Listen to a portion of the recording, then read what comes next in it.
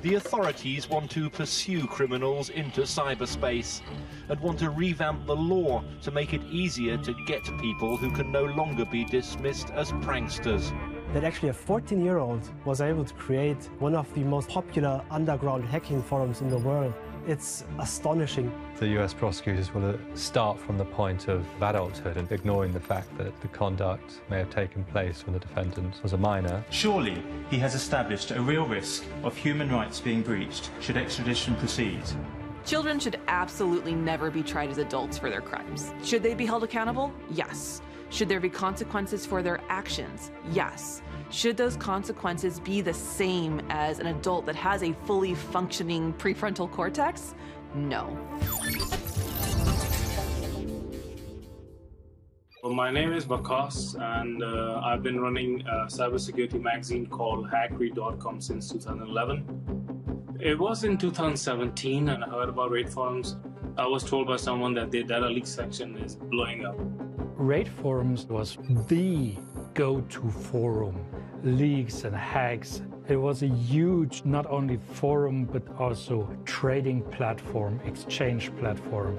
Those databases have emails, passwords, phone numbers, all kinds of social media profiles. RaidForums has been one of the most prolific underground forums ever.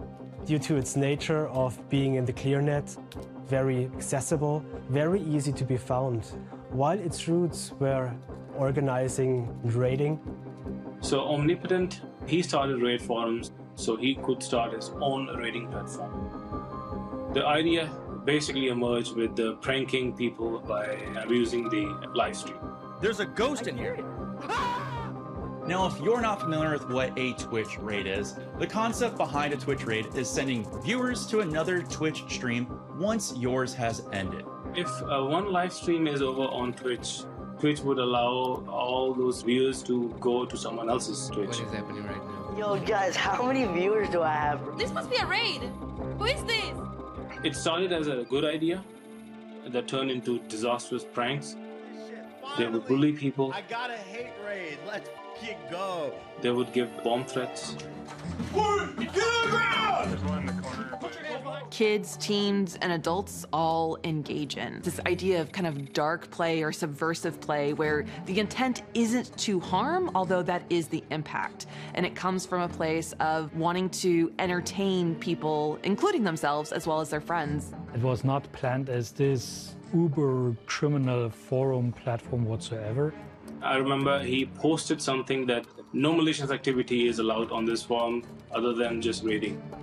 The intention behind leaking data was initially just to show off that how good hacker that person is.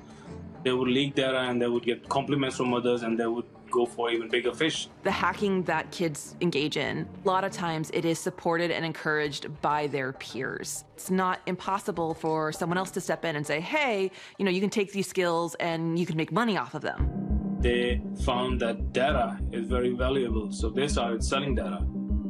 That's when Omnipotent, he started to allow everything. He started providing middleman service for cyber criminals and hackers. He would work as escrow. That once the deal is done, he would take his part. RaidForums made millions of dollars. The FBI, they knew Omnipotent's identity for the last 5 years when he was a teenager.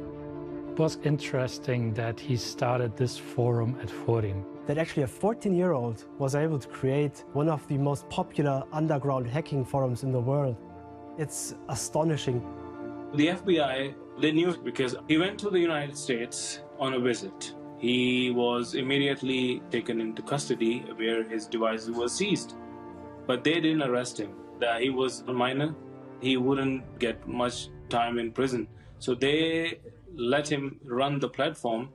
Feds, they know who controls the site, they know who's running the site, so they use it as a honeypot to collect as much information they can on buyers and vendors and then shut it down. One day I went on the forum and I noticed that Omnipotent, he's not active for the last 2 weeks. That was absolutely unusual. That guy would be online 24/7.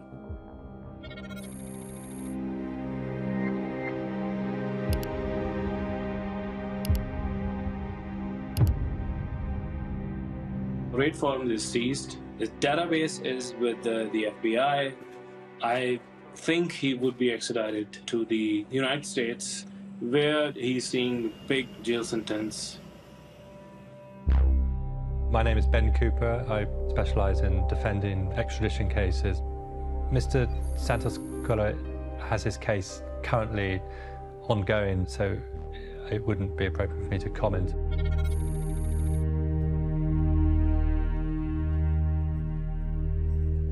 It's not uncommon for the defendants to be exposed to de facto life sentences in the US. The US prosecutors will essentially start from the point of adulthood, ignoring the fact that some of the conduct may have taken place when the defendant was a minor. I think they should have stopped him straight away. They could have rehabilitated him and he would be a better person by now. Youth who become hackers, often they are individuals who have difficulty connecting with other people, who feel socially isolated, who maybe struggle in aspects of their lives.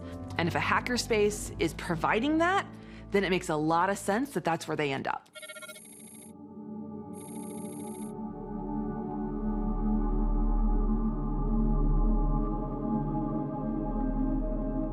Quite often, particularly in the cybercrime cases, the defendants are undiagnosed with autism spectrum disorder. Larry Love was what you could describe as a hacktivist. A young man with Asperger's syndrome awaits extradition to the United States facing charges of computer hacking and is then likely to kill himself. There's a long-standing underfunding of the federal penitentiary system in the United States. And so, particularly with autism, the prisons are not attending to the vulnerabilities that arise with that condition. It is not fair or just that a boy who's got mental health issues can be taken away from his family, who are his support network, merely to satisfy the desire of the Americans to exact what I feel is vengeance on him. Larry Love was discharged on the mental health bar because of his vulnerability. I think we have to cut these people some slack. We have an extraordinarily talented group of individuals who are figuring out how systems work. They may transgress a lot of boundaries in acquiring that knowledge, and they may wreak a lot of havoc. But I think it would be wrong to mete out extraordinarily harsh or disproportionate criminal consequences to people who may not necessarily understand the consequences of their action.